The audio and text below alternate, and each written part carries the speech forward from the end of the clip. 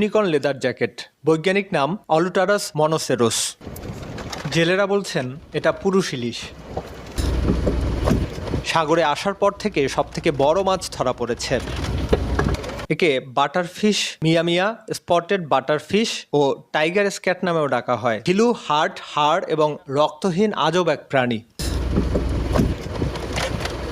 4 finger থ্রেডপিন Australia ও Papua New Guinea পর্যন্ত পাওয়া যায়। বেঙ্গল ইয়েলোফিন সিভরিম, এটি চাষের মাছের মতো দেখতে হলেও এটা ভিন্ন এক প্রজাতির।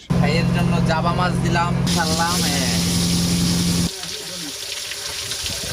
জাবা মাছ, সাথে চাকাচালি চিংড়ি, সাথে তেলে ভাজা মরিচ, স্বাদে অনন্য। খুব মজা।